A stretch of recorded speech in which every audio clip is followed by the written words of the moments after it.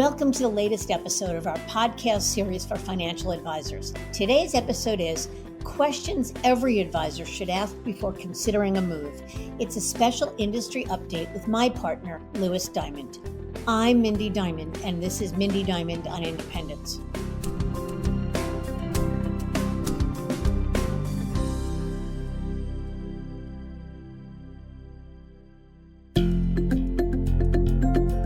This podcast is available on our website, diamond-consultants.com, as well as Apple Podcasts and other major podcast platforms.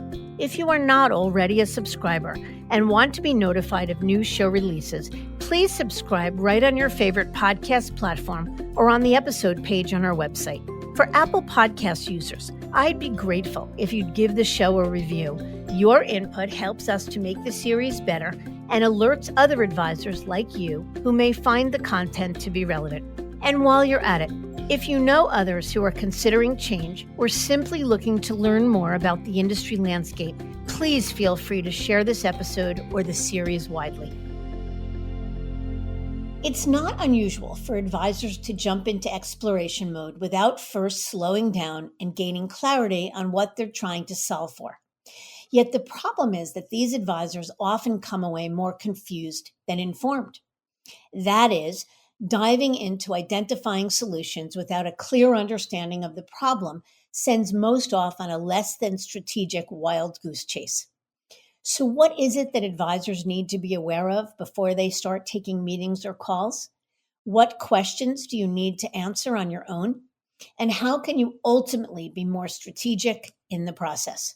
So I've asked Lewis to join me for the first of a special two-part series on the due diligence process itself. In this episode, we will look at what you need to ask yourself before even considering a move. There's a lot to discuss, so let's get to it.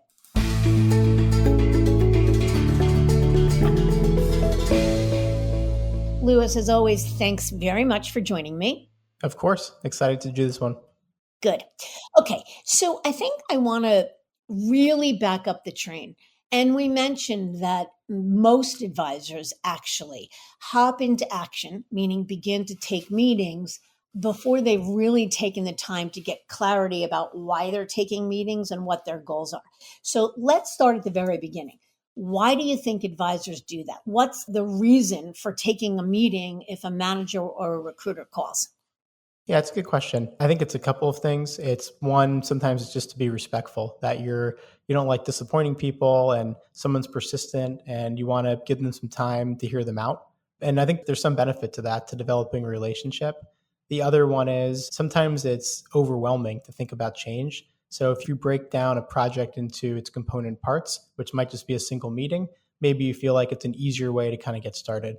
So I think there's good reason. It's not like it's done with any ill intentions, but we've seen getting the patient when it's too late almost, that this type of approach can backfire because it's relatively inefficient.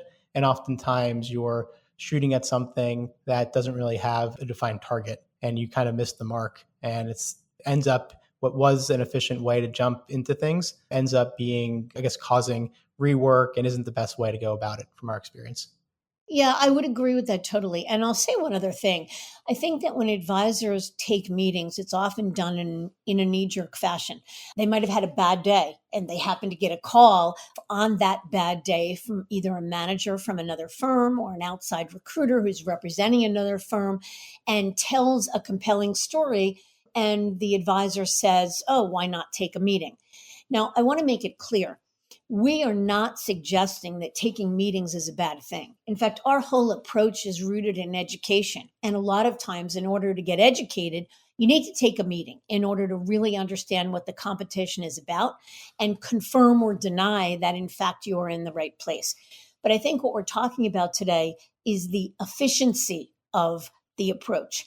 That if, as you said, Lewis, you begin to take those meetings without being really clear on what your goals are and what you're looking to solve for and the questions you most want answered, it can wind up being at best case rather, inefficient, worst case, winding up in the wrong place.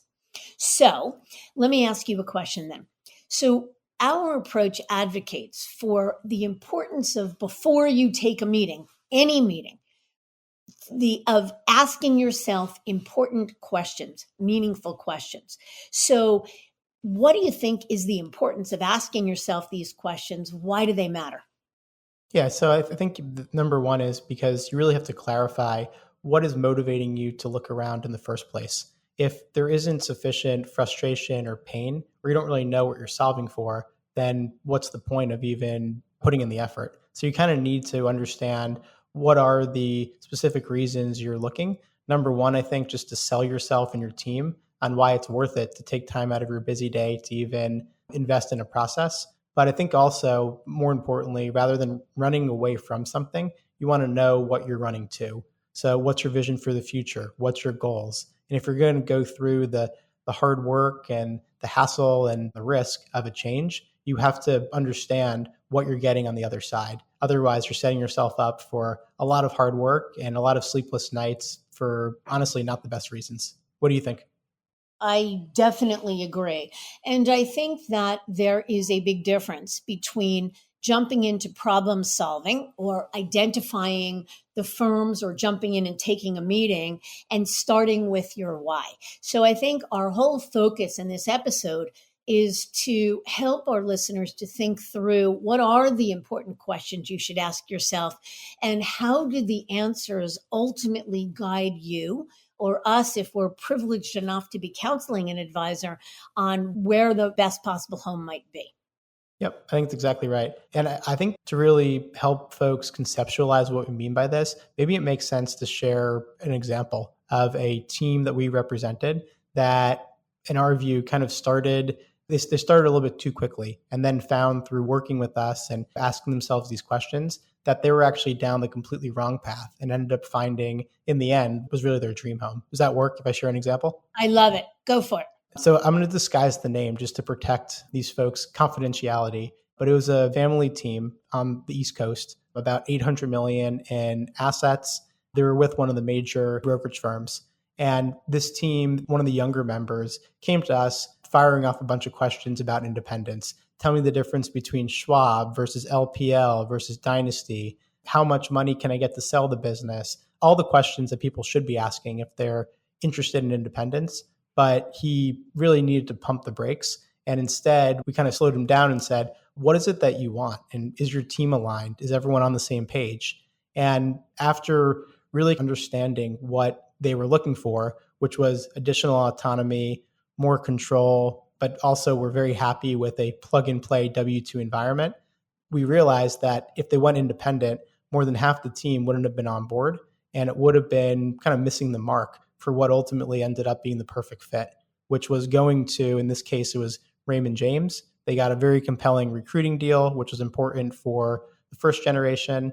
It was going to be more in line with, I guess, accentuating their strengths, which was being financial advisors and just doing right by clients. There really wasn't a burning desire to have a CEO and to operate an independent business. So because we slowed down, asked the right questions, and most importantly, they asked the questions of themselves and each other, we're able to craft a much more strategic and well thought out plan that led to the right option in a shorter period of time. Yeah, I think that's exactly right. So I'm going to want to ask you a little later on why they wound up at Raymond James, but I think it would be prudent. Let's start off by listing what some of the questions are.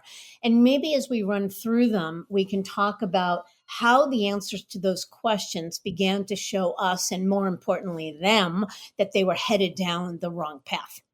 Works for me. Okay, so the first question is what's your why and your what? So maybe you can talk a little bit about what we mean by that and how and why that mattered or how that sort of defined where this team ultimately wound up. Yeah, definitely. So yeah, I think it's the Simon Sinek book, What's Your Why, is where we plagiarize this question from. But I think it's really important just to get on paper or even just flesh out for yourself. Think back to why you are a financial advisor. What gets you out of bed in the morning? Why do you do what you do? Because that can kind of help to guide things. So in the case of this team, their why did not include running a business. It did not include acquiring businesses or building the largest possible company they could. It was all about doing right by clients, being a family team, preserving work life balance. while doing right by clients and having the ability to problem solve. So just with that kind of clarity, it helped to, I think, solidify the fact that in their case, independence may not have been the right fit. And it gave us a breadcrumb to follow for other recommendations. Yeah. I think one of the other things that we mean when we ask that question are what are the kind of things you want to accomplish for clients now and in the future? Because a lot of times it speaks to actually, it kind of bleeds into what we think of as the second question is, which is what are the specific limitations or frustrations that you're dealing with currently? So, in the case of this East Coast team you're referring to, what were the specific limitations and frustrations? And why then would a firm like Raymond James or might Raymond James, as opposed to another, been the right choice? Yeah. So in the case of this group, the limitations or frustrations was death by a thousand cuts. It was compliance being over aggressive and making things very inefficient to get done. Their admin team was very frustrated and burnt out on trying to do stuff that was just impossible or that over document. It was the changing compensation program of their firm that rewarded certain behaviors that they didn't think was right for their business. And it was just the shifting culture of the firm they joined and they were at and loved had really changed to something that was somewhat unrecognizable. So, with those limitations or frustrations in mind, it was very clear from the way they spoke about it and also just their answers that perhaps another large brokerage firm was not going to be what they really wanted because it was most important for them to find something that was different enough. And while I made the case that not all the firms are the same. To them, if they were going to do this, they wanted something that was going to be needle moving and wasn't in their view, a lateral move to stay in channel. But wouldn't independence have been needle moving? Definitely. Yeah. So, I mean, so their answers certainly could have tracked the independence. So it's not like every question is going to be an obvious answer for where someone is going to fit best. I think it kind of just narrows the scope a little bit for what they did not want. Got it. Okay. So I think one of the next questions that we ask is that it's as important for an advisor to think about the things that limit or frustrate them as it is the things that they love about their firm, the things that they rely on most, because it's critical to be able to replicate and or better what you have now. And a lot of times I think you would agree with me, Lewis, that advisors take for granted. They've worked for a big firm for so long. It's so automatic that they've got a tech department to deal with computer issues, or they've got a parking garage that they can pull into, or they have somebody who puts toner in the copy machine, or a branch manager to rely on for exceptions, that they don't really realize how important those things are. So it's not only about talking about what bothers you, but it's talking about what you love or what you need to replicate. So in the case of the team, going back to this team, just using them as an example, what did they love? What was most important to replicate? Yeah, and there's a lot to replicate and a lot to like. So what they would not compromise on was the platform had to be equivalent or better to where they came from. And honestly, they're at a firm with a great platform. So they were going to be pretty selective as to what made sense for them. They were looking for technology that was equivalent or better. They were looking for a brand that they and their clients would be excited about and would have trust in. They were looking for a culture that was much more about the advisor as the client and much more about empowering advisors and really being a culture of yes rather than a culture of no. And they also enjoyed having colleagues around that they could synergize with, they can speak to, and they could go to for help. So this was one in particular where the things they really liked were certainly they could have found it in independence, but there were some kind of answers they gave that led me to believe that perhaps independence wasn't going to be the right fit. This is different than some teams would say what they love is their team. What they love is that they're kind of left alone. What they love is technology. And some answers then would probably align better with other segments of the industry. I would say in general, most advisors, there's a lot to like about their firm. And this is a good one because it puts things in a positive light. And ultimately, to even consider a move, you have to figure out a way not just to better things for the client, but also just to make sure everything you're doing can be replicated. So this is a good way just to think about kind of your non-negotiables and work backwards to what's going to make sense for your business. Yeah. And I think what you're saying aligns with everything we believe that a move shouldn't be driven just by pushes. There needs to be an equal amount or greater of pulls. Pushes meaning the frustrations, the limitations, the thing that are driving you out the door. And the pulls meaning what you have passion for, what it is you're excited about. If there aren't an equal amount or greater amount of pulls, you probably shouldn't go. So it's as important to us to understand what you love and what's good and what you're excited about as it is what's frustrating you. But in the case again of this team we're using as an example, so as you think about the list of frustrations they shared with you and the list of what they loved, where did that leave them on par? Yeah, so I think overall they were in a pretty enviable position where they did not have to make a move. There was enough that was working for them. They were growing at 10 to 15% per year. There was multiple family members and a next generation in the business. Clients were relatively content. So I think that was the first thing was it wasn't like they were running out of a burning building and had to do something, which put them in the driver's seat and let them kind of sit back and be more patient about what made sense for them.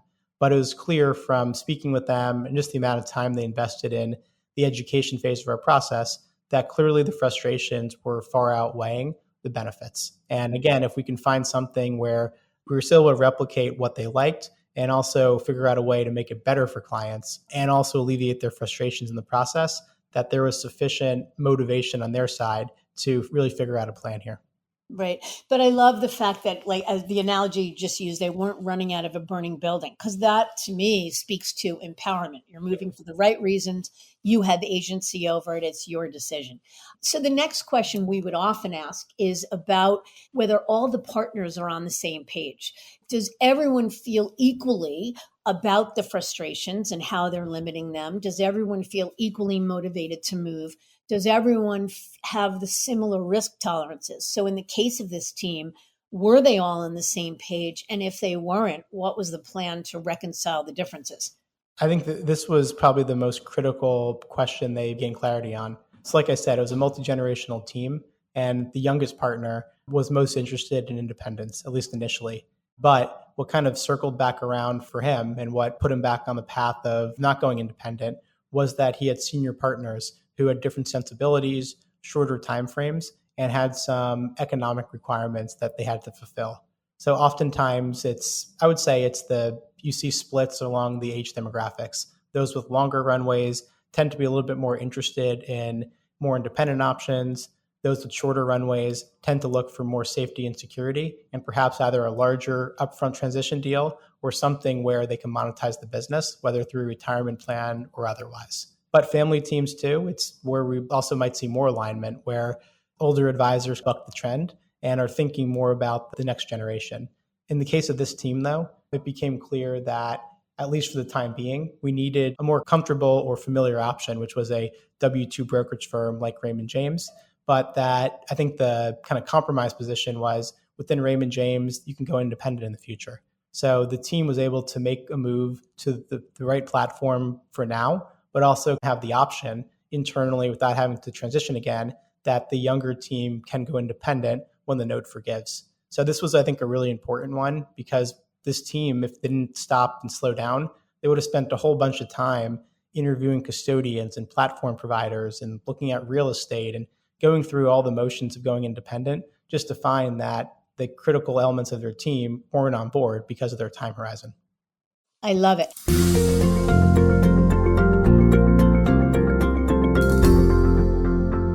Mindy, let me pause there. We've talked a lot about this team, but you've worked with a lot of folks over the years as well. And I know you had a very telling example too of how slowing down and backing up the train can really help to put a due diligence process on the right path. So let me ask you to share your example, and then I'll wrap up the list of questions and we'll relate it back to this team. Yeah, of course. So the team is a $1 billion team, just shy of $1 billion in assets that had been at a wirehouse, like your example, also happened to be in the Northeast, a really high quality team. When I say team, it's a single advisor and his support staff. So essentially a vertical team. He had a senior partner that retired years ago, so it was just him. And he was becoming increasingly frustrated with his firm. Actually, if you asked me, the frustrations were all very similar to what you described: overbearing compliance, feeling less agency over control and control over his business. He really wanted to grow. And probably most importantly, he had a son and a daughter that were finishing college, and he was hoping to build a legacy, a business where they could join him. And when he was honest about it, he didn't necessarily believe that his firm would be the best place. While it was fabulous for him and it allowed him to build an almost $950 million business, he didn't believe it would be the right home for his next generation. So we began to talk about what was next.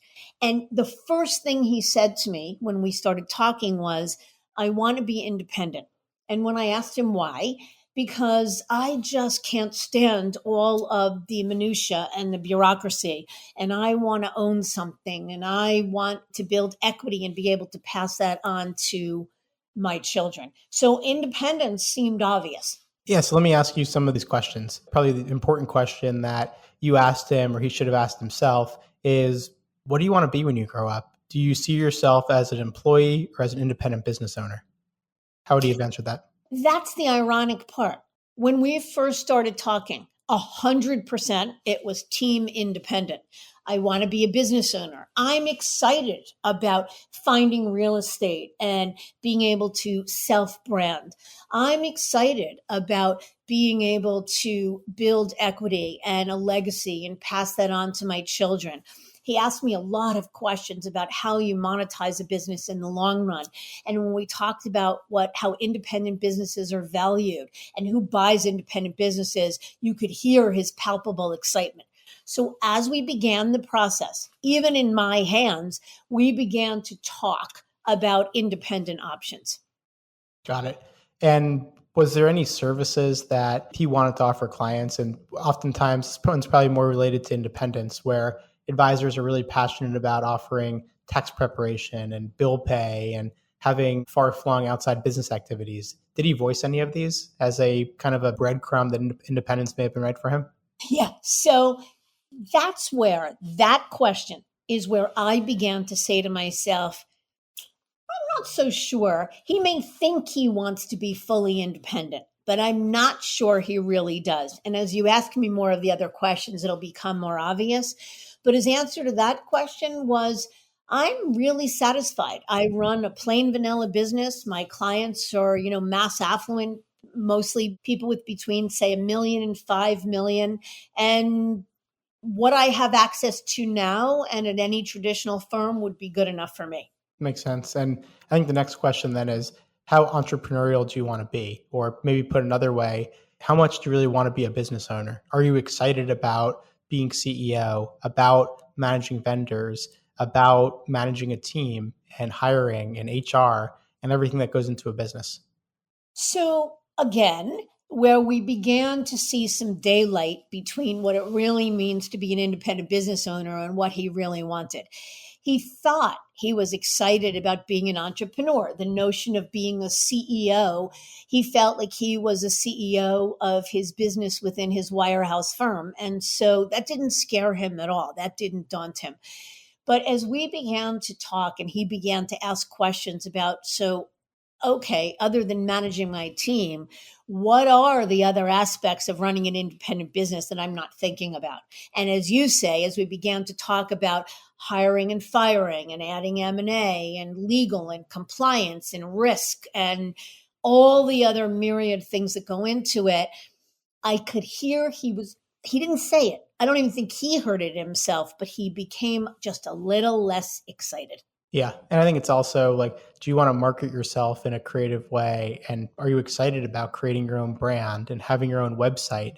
So I think it's one of those things where if you can flip a switch and own the business, a lot of people would sign up. And even with all the different models of independence out there, I think as you begin to understand more of what goes into it, and a perfect bridge to the next question, the risk of it and the what you're giving up from an opportunity cost as far as getting an upfront transition deal and just how the economics work, you really get a sense of how much someone wants it. And in this case, I think probably the next question was the ultimate, hey, I don't know if this is right for me. And again, backing up the train is critical. So that question is, how important is transition money? And if transition money is important, how much is impactful? Right. So you are 1,000% right. It was this question where he had his aha moment. I was sort of having my aha moment as we were talking through the other questions. And by the way, I might add, when I say that he was convinced he wanted independence all the way through to this question, which is question 8, we had not taken a single meeting yet. So this was what we call armchair exploration, where he and I were talking on the phone and I was educating him, asking him questions. He was answering. We were talking about the options and what each thing meant. So it was still pretty efficient. Maybe he had spent an hour with me on the phone to this point. And before I answer the next question, which really was the most pivotal, I will say that that question, how entrepreneurial do you want to be, is the one that becomes often the deal breaker or the litmus test to whether or not somebody really wants independence. So taking it away from this team we're talking about, I think you would agree with me that independence on its surface sounds really, really appealing to everyone. Who wouldn't want more control? Who wouldn't want better payout? Who wouldn't want to lose the bureaucracy and the hypervigilant compliance and whatnot? But as people begin to really understand what goes into running a business, that becomes the game changer. Do you agree with that? I completely agree. Yeah, this question, first and foremost, is probably the biggest indicator of how much someone really wants to be independent. And you get to really, I think, focus on specific firms and models based upon the answer to the question. I mean, sometimes people are a little embarrassed in saying, you know what, I really want to get paid in the move. But ultimately, it's their choice and their prerogative. And there's a reason why there's so many different firms that are experiencing success right now. You just got to be honest with yourself. You're doing yourself and everyone a disservice if you kind of hide your true intentions. And even though M&A multiples are sky high, you can make more from a net payout basis. And like you said, there's a lot to like. Ultimately, you have to be really comfortable with probably a 5-year payback period between what it takes to build an independent business and then having a positive ROI on the independent side. And it's not for everyone. Yeah. And just moving back a second, the question around how entrepreneurial do you want to be? It wasn't sort of the game changer or the real litmus test for the team that I'm referring to, but it is a huge game changer or sort of, becomes sort of where people have their aha moment. Maybe I really don't want to be independent for a lot of folks because the notion of independence can be sexy and exciting. What's not to like about it, right? I get to have more control. I get to have better take-home pay. I get to monetize my business at the end of the day. I get to see my name in lights. But as they begin to really understand really what's involved in running a business, for many people, it becomes a bridge too far. And it's one of the reasons why models like Raymond James, regional firms like you mentioned for the team you were discussing, and why firms like Rockefeller and William Blair and JP Morgan Securities, or what's now JP Morgan Advisors, become a good middle ground. Yeah, I think that's right. It's almost like the more you learn, the less attractive it becomes. Like in the beginning, it's really, really interesting and compelling. But as you learn about the roles and responsibilities you take on, the amount of work it takes to establish the independent business in this example, and then what it takes to run it, you just have to really have that burning desire in your stomach to take it on, especially once you reconcile that you're not going to be taking a 300% plus recruitment deal from a major firm. Absolutely. Well, so then that comes to, in this case, the most pivotal question. It was the biggest aha moment when we began to talk about how important transition money is and how much is important. So while there are models of independence these days that offer some transition money or some soft dollars, if you will, to offset the cost of building a firm, we're not talking the kind of dollars that someone can get if they move from one traditional firm to another. And in this case, the advisor that I'm referring to, the team, they had never monetized. They've been at one firm for the whole of their career, which was about 25 years. And the notion of a 40% check or something that they might have gotten in the independent space just wasn't anywhere near enough, no matter how exciting it was, to build a business and sell it in the long term at capital gains. So it wasn't just the question, how important is transition money, but it was how much transition money that became important. So we decided 40% wasn't enough, 100% wasn't enough, even 200% wasn't enough. And it wasn't until we got to 300% that we began to say, I don't really want to be independent. I really want to de-risk this in the short term. And I've got a long runway and I can always monetize and be independent later on. So let me ask you a question, Lewis.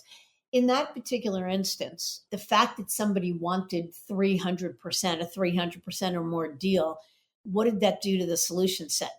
Yeah, it's a great question. And whenever we're formally engaged with a team, we have our own assessment that we take advisors through. It is some of these questions and many, many more. And we have a question. I think we actually have to change the question.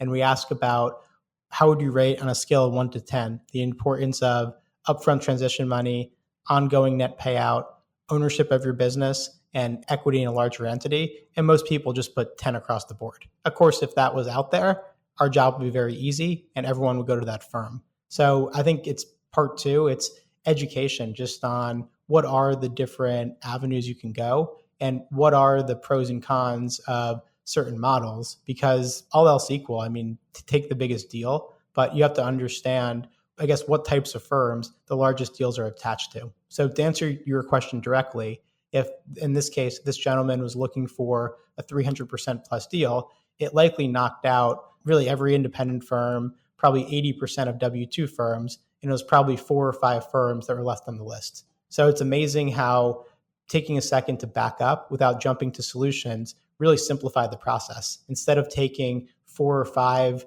probably interesting and intellectually stimulating meetings with independent firms, we were really able to short circuit the entire process and get to the right couple of firms that ultimately led closer to his goals. Right. And in this particular instance, the advisor and his team landed at Rockefeller because he didn't. Part of what came out in some of the earlier questions I asked him was the fact that he didn't want to go to another big firm. And as I mentioned, a firm like Rockefeller these days is the perfect middle ground between the traditional wirehouse space and independence. Lewis, why is that? Yeah, it's kind of got the best of everything. It's smaller and more of a boutique than the major brokerages, but it's still a full service firm where you're W-2, you have colleagues around you, and you don't have to build the firm from scratch. So for some, it's similar to Raymond James. It's a really compelling middle ground option. We have 3 more questions here, but I'll just list what they are because I think we've driven home the point of how in both of these examples, going slowly and asking the right questions can lead someone more to the promised land. So the 3 questions are, how do you think about succession planning? What is your succession plan? So is it a family member? Is it a key team member? Do you need one and need to find a firm that has a large network of folks internally? Will you think about selling the business? Questions like that. It's also about portability. How confident are you in portability? Are there certain products that aren't going to move, whether alternative investments through feeder funds or proprietary models? Did you acquire a business or take over a book of clients? Were there a lot of referrals?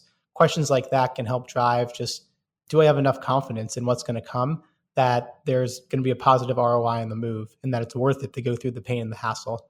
And then finally, what concerns you most about making the move? This probably links back to the portability question, but do you have real concerns about legal, protocol versus non-protocol? So maybe a firm that offers legal support is what you need. Are you under a sunset program that will preclude you or a member of your team from moving? Are you worried that a key assistant won't come? There's a million different answers to the question. And the point is, being really clear up front on what these are will help you avoid some landmines along the process. Even if these last couple of questions don't change the solution set, it helps create a more productive environment for due diligence so that us or whoever you work with as your chosen representation can help you better and arm you with more facts, but also so that there aren't any showstoppers that will preclude you from moving forward. Better to kind of get this all out in the open now to avoid, honestly, a lot of time when maybe, okay, I think only 50% of my business is portable, then maybe I shouldn't consider moving at all. Is there anything that we missed? Yeah, well, I was going to ask you. No, I think that that's exactly right. But I was going to ask you that question about how confident are you in client portability? So if someone said, I worry that only 50% of my book is portable, I think the first thing we would say is then, are you sure that you believe it would still be worth making a move? Because moving is not meant to be an exercise in futility and go backward. It's meant to be accretive. But why would somebody think who said their book was only 50% portable? Why might they think about moving? And what would we tell them about where they can think about moving if they believe that not the whole book is portable? Yeah, I mean, we see that often with private bankers or bank-based advisors who were referred a number of clients, and they may be only making a small percentage of what they could make at another firm. So in the case of a private banker, maybe it's a $3 billion book. Even if they move $1 billion of assets, because they're paid salary and bonus, they're likely still going to make more on that billion than they were in the $3 billion. Or we've seen it before with younger advisors who they have a large book of assets that aren't all that productive. There's 3 clients with mega concentrated stock positions, and they're not really paying the advisor that much money. So even though it might hurt the ego to move 100 million instead of 200 million, they're moving the most productive clients. And for them, because of what they can gain on the other side, it's worth it to shrink to grow or take a couple steps back to take a number of steps forward. But normally, if someone's going to lose that much of their business, they have to be in a lot of pain in order to justify really losing that much of their business in a transition.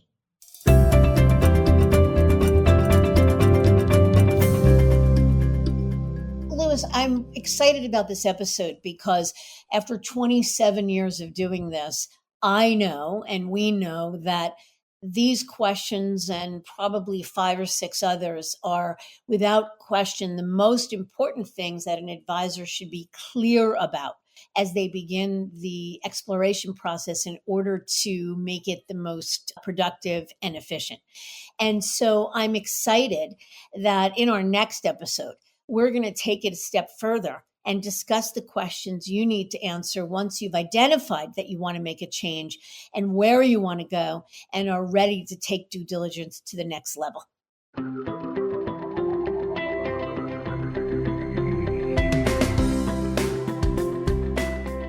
I thank you for listening. And I encourage you to visit our website, diamond-consultants.com, and click on the Tools and Resources link for valuable content.